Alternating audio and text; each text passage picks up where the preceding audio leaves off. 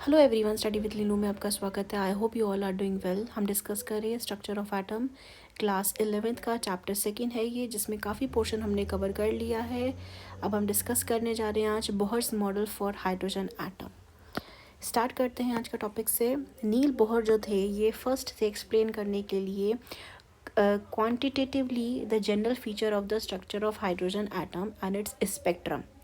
इन्होंने क्या यूज़ करा, इन्होंने यूज़ करा प्लैंक का कॉन्सेप्ट क्वांटाइजेशन ऑफ एनर्जी के मेथड को।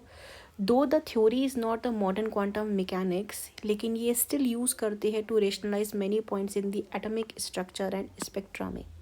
बोहर का जो मॉडल था आपका हाइड्रोजन एटम का, ये बेस करता है इन फॉलोइंग पोस्टुलेट्स में। सबसे पहला पोस्टुलेट क्या कहता है बोहर के मॉडल का, जो इलेक्ट्रॉन होता है हाइड्रोजन एटम के अंदर can move around the nucleus in a circular path of fixed radius and energy. ये क्या कर रहा है आपका इलेक्ट्रॉन जो है यहाँ रोटेट कर रहा है, ये रोटेट कर रहा है एक सर्कुलर पाथ में, और यहाँ पे क्या है जो रेडियस है उसकी जो एनर्जी है वो क्या है आपकी फिक्स है।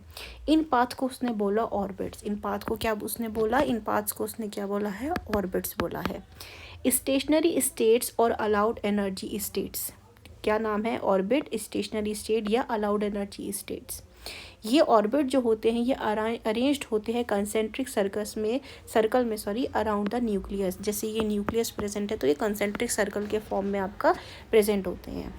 The energy of an electron in the orbit does not change with time. जो एनर्जी होती है इलेक्ट्रॉन की, ये टाइम के साथ चेंज क्या होती है, नहीं होती है। लेकिन जो इलेक्ट्रॉन होता है वो मूव करता है from the lower stationery state से एक हायर स्टेशनरी स्टेट में। When required amount of energy जो होती है ये एब्जॉर्ब करता है बाय द इलेक्ट्रॉन, और एनर्जी ये एमिट करता है जब इलेक्ट्रॉन मूव करता है हायर स्टेशनरी स्टेट में लोअर स्टेशनरी स्टेट से। यहाँ पे क्या बताया जा रहा है, यहाँ पे पोस्टुलेट इसका कहता है कि जो एनर्जी होती है इलेक्ट्रॉन की एक ऑर्बिट में वो चेंज नहीं होती है। लेकिन हाउएवर जो इलेक्ट्रॉन होता है वो लोअर एनर्जी स्टेट से हायर में जाता है जब वो एनर्जी को क्या करता है, एब्जॉर्ब करता है यहाँ पे। और एब्जॉर्ब करने के बाद जब वो स्टेट्स में जम जाता है, ऊपर चला जाता है, हायर स्टेट में जाता है, तो एनर्जी को एमिट करता हुआ वापस क्या आता है, हायर एनर्जी स्टेट से आपका लोअर एनर्जी स्टेट में वापस आता है। The energy changes does not take place in a continuous manner. ये एनर्जी चेंज जो होता है ये कंटिन्यूस नहीं होता है आपका, ठीक है। The frequency of radiation absorbed और emitted when transition occurs between two stationary states that differ in the energy by delta E. ये डेल्टा ई की वैल्यू क्या हो जाएगी आपकी, यहाँ पे n equal to delta E upon H equal to, आपकी दो स्टेट्स के बीच की बात हो रही है तो एक E2 हो जाएगी माइनस E1 अपॉन एच हो जाएगा। यहाँ पे जो E1 और E2 हैं ये क्या है आपकी एनर्जीज हैं, किसकी, हायर लेवल और लोअर लेवल की एनर्जीज हैं ये आपकी। This expression is commonly known as Bohr's frequency rule. इसको हम क्या बोलते हैं, बोहर का फ्रिक्वेंसी रूल बोलते हैं। The angular momentum of an electron is quantized. जो एंगुलर मोमेंटम होती है ना आपके इलेक्ट्रॉन की, वो क्या होती है, क्वांटाइज्ड होती है, ठीक है। इसकी अगर हम यहाँ पे बात करते हैं तो एंगुलर मोमेंटम क्या होता है, ये प्रोडक्ट होता है आपका किसका, मास का और लीनियर वेलोसिटी का, ठीक हो गया। यहाँ पे angular momentum is the product of momentum of inertia and angular velocity, इनका प्रोडक्ट है ये। फॉर एन इलेक्ट्रॉन जिसका मास m है, मूव कर रहा है एक सर्कुलर पाथ में। ये आपका इलेक्ट्रॉन है, अगर हम यहाँ पे बात करते हैं तो आपका जो इलेक्ट्रॉन है ये मूव कर रहा है आपके सर्कुलर पाथ में। यहाँ पे इलेक्ट्रॉन आपका मूव कर रहा है यहाँ पे, तो एंगुलर मोमेंटम क्या हो जाएगा आपका, इनर्शिया का इनटू कितना हो जाएगा आपके यहाँ पे, ये ओमेगा होता है आपका angular velocity. Since I equal to mass R square and omega जो होता है आपका v अपॉन आर, जहाँ पे v लीनियर वेलोसिटी होती है, तो एंगुलर मोमेंटम जब हम कैलकुलेट करके लाते हैं वो कितनी हमें मिलती है, वो मिलती है हमें आपकी m e mass of electron, v velocity, r। This is your angular momentum. और ये जो एंगुलर मोमेंटम होती है आपकी, जो बोहर ने यहाँ पे बताई थी, ये क्या होती है आपकी, ये होती है आपकी the angular momentum of electron is quantized. इसको हम एक्सप्रेस कर सकते हैं कैसे, इस इक्वेशन के फॉर्म में, मास ऑफ इलेक्ट्रॉन, वेलोसिटी और radius equal to n h upon 2 जहाँ पे n की वैल्यू क्या है आपकी, that is a natural number 1 2 and 3 and 4। M E हो गया mass of electron, V velocity, R radius हो गया of the radius of the orbit in which electron जो कर रहा है आपका मूव कर रहा है। यहाँ पे जो रेडियस हो गया ना, ये जहाँ इलेक्ट्रॉन आपका क्या कर रहा है, इस पाथ पे घूम रहा है आपका। Thus, an electron can move only in those orbit for which its angular momentum is integral multiple किसका हो जाएगा, h/2 का। That means angular momentum जो होता है आपका क्या होता है, क्वांटाइज्ड होता है। रेडिएशन या तो एमिट होती है या एब्जॉर्ब होती है ओनली जब ट्रांजिशन होता है इलेक्ट्रॉन का, takes place from one quantised value of angular momentum to another quantised value of angular momentum. Therefore Maxwell की जो इलेक्ट्रोमैग्नेटिक थ्योरी है वो अप्लाई नहीं होती है यहाँ पे।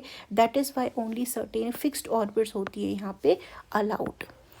The details regarding the deviation of energy of the stationary state used by Bohr ये quite complicated होते हैं और इसे डिस्कस करेंगे हम हायर क्लासेस में।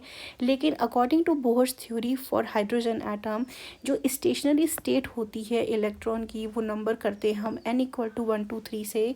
ये इंटीग्रल नंबर होते हैं, जैसे अभी हमने जाना था h/2 पाइप के, इसको हम बोलते हैं आपके क्या, प्रिंसिपल क्वांटम नंबर बोलते हैं। जो रेडियाई होता है स्टेशनरी स्टेट का उसको एक्सप्रेस करते हैं हम किससे, आर नीचे आ रहा है n=n² a, ये नॉट है 0, जहाँ पे a 0 यानी इसकी वैल्यू होगी आपकी कितनी, 52.9 पिकोमीटर। दस the radius of first stationery state जो हो जाएगी कॉल्ड द बोहर ऑर्बिट जिसे हम कहते हैं, उस कितनी हो जाएगी, उसकी वैल्यू 52.9 पिकोमीटर। नॉर्मली जो इलेक्ट्रॉन्स होते हैं हाइड्रोजन एटम में is found in this orbit, यानी n=1। हमें पता है ना शेल्स होते हैं हमारे पास अलग अलग, n=1 n=2, ये 1 n1 हो गया, ये फिर दिस इज़ n2 हो गया, 3 हो गया एंड सो ऑन करके होते हैं। तो यहाँ पे जो n1 की आपकी वैल्यू बताई है, जहाँ पे आपकी पॉसिबिलिटी ज़्यादा होती है, normally the electron of hydrogen atom is found in this place that is n=1। तो यहाँ पे क्या हो जाएगा, इसका रेडियस इज इतना 52.9 picometre. As n increases the value of r will increase. अब देखेंगे ना, यहाँ से जब इलेक्ट्रॉन यहाँ जा रहा है तो यहाँ पे रेडियस सेंटर से बढ़ रहा है ना, यहाँ से तो इतना सा आ रहा है, लेकिन यहाँ से यहाँ जाने में रेडियस आपका बढ़ रहा है। तो यानी कि जब n की वैल्यू बढ़ती है तो रेडियस भी क्या होता है हमारा यहाँ पे इंक्रीज करता है। In other words the electron will be present away from the nucleus. इसका मतलब ये हुआ कि इलेक्ट्रॉन न्यूक्लियस से कहाँ जा रहा है, आपका दूर जा रहा है यहाँ से। The most important property associated with electron is the energy of its energy state, जिसे हम एक्सप्रेस करते हैं फॉर्मूला से। E के सबस्क्रिप्ट में लिखा है n=-r और सबस्क्रिप्ट में है आपका h होल 1/n², जहाँ n की वैल्यू है 1 2 3 यानी नेचुरल नंबर्स। यहाँ पे आर एच जो ये दिया गया है ये आपका क्या है, रेडबर्ग कांस्टेंट बोलते हैं इसे। इसकी वैल्यू होती है 2.18 into 10⁻⁻18 joule. The energy of the lowest state को हम क्या बोलते हैं, ग्राउंड स्टेट। जो लोवेस्ट स्टेट जिसके अंदर आपका इलेक्ट्रॉन प्रेजेंट होता है उस स्टेट को हम क्या बोलते हैं, ग्राउंड स्टेट बोलते हैं। यहाँ पे E1 जो होगा इसकी वैल्यू है आपकी कितनी, रेडबर्ग के कांस्टेंट के अकॉर्डिंग -2.18 इंटू 10⁻18 जूल और 1/n² यानी कि n=1 है हमारा। तो यहाँ पे 1/1² यानी 1 ही होगा, यानी कि जो वैल्यू निकल करके आएगी वो कितनी आ जाएगी, this will be the energy of the stationary. n2 की अगर हम निकालेंगे तो यहाँ पे n की यहाँ पे क्या रख देंगे, हम 2 रख देंगे। ऐसे हम निकाल सकते हैं E2 के लिए आपका। द फिगर 2.11 जो होता है आपका डिपेक्ट करता है the energy of the stationery states levels जो होते हैं हाइड्रोजन के। Representation is called an energy level diagram. When the electron is free from the influence of the nucleus, जो एनर्जी होगी उसकी हमको क्या लेंगे, 0 लेनी पड़ेगी। Electron in this situation is associated with the stationary state of principal quantum number जो कितना हो जाएगा, n=∞ हो जाएगा and is called as the ionised hydrogen, क्योंकि यहाँ पे ये सेंटर से बिल्कुल दूर चला जाएगा ना इस करके। When the electron is attracted by the nucleus and is present in the orbit n, जो एनर्जी होती है ये emit होती है and its energy is lowered.